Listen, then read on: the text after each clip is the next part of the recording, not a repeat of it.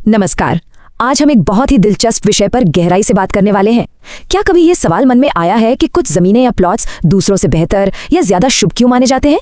हमारे स्रोत के अनुसार कुछ पारंपरिक सिद्धांत हैं जो बताते हैं कि किसी बिल्डिंग प्लॉट को अधम यानी कि निम्न श्रेणी का क्यों माना जाता है। तो चलिए आज इसी गुत्थी को सुलझाते हैं। तो सबसे पहले ये समझते हैं कि जब हम कहते हैं अधम श्रेणी के भूखंड, तो इसका असल में मतलब क्या है।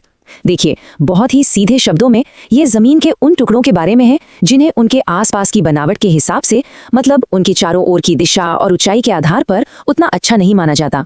सब कुछ इस पर निर्भर करता है कि उस प्लॉट के आसपास क्या है, सड़कें हैं, इमारतें हैं या पहाड़ियां हैं। अच्छा, इस पूरे कॉन्सेप्ट को अच्छी तरह समझने के लिए हम इसे कुछ हिस्सों में देखेंगे। हम 4 अलग अलग स्थितियों को समझेंगे जो स्रोत में बताई गई हैं, और फिर आखिर में हम इन सब को जोड़कर देखेंगे कि इन सब के पीछे का मूल सिद्धांत या आइडिया क्या है। तो चलिए पहली स्थिति से शुरू करते हैं।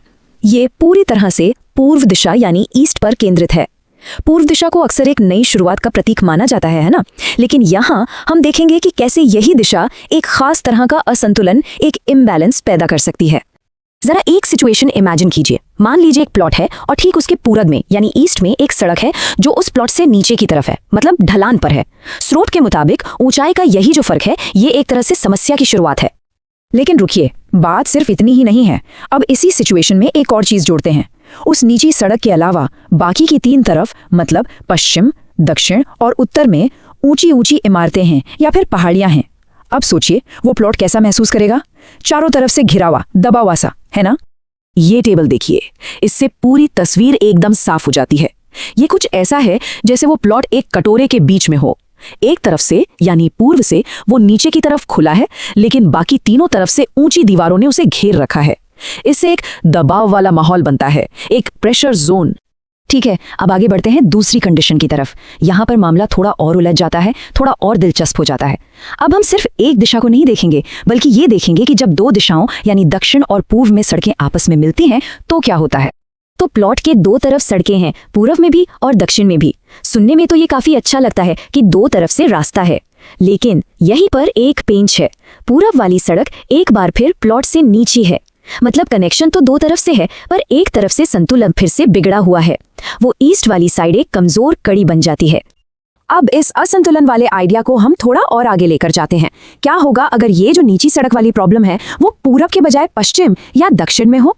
और क्या दूसरी तरफ ऊंची इमारतें या पहाड़ बनाकर इस असंतुलन को ठीक किया जा सकता है? चलिए देखते हैं। जरा इस स्लाइड को ध्यान से देखिए। बाईं तरफ दूसरी कंडीशन है और दाईं तरफ तीसरी। आप साफ साफ देख सकते हैं कि कैसे प्रॉब्लम की लोकेशन बदल गई है।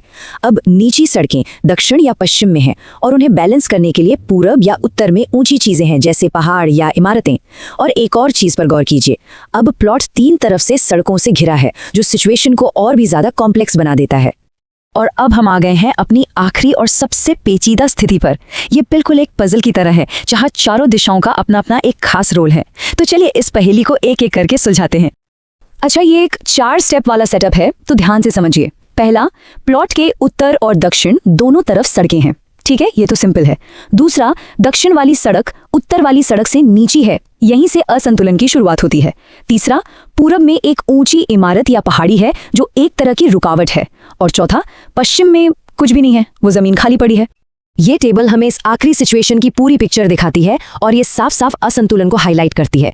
सोचिए, दक्षिण में एक नीचा पॉइंट है, पूरब में एक ऊंची दीवार है और पश्चिम में पूरा खुलापन, खालीपन है। ये एक ऐसी स्थिति है जहां एक तरफ बहुत ज्यादा दबाव है और दूसरी तरफ बिल्कुल खाली। तो हमने ये 4 बहुत ही खास तरह के केस देखे। अब सवाल ये उठता है कि इन सब में कॉमन क्या है? क्या कोई ऐसा नियम है जो इन सभी को एक साथ बांधता है? इन सब के पीछे का मेन आइडिया क्या है? तो इन सब बातों का निचोड़ क्या है? सबसे बड़ा सबक ये है कि संतुलन यानी बैलेंस ही सब कुछ है। ये सब कुछ प्लॉट के चारों तरफ की ऊंचाई के बारे में है।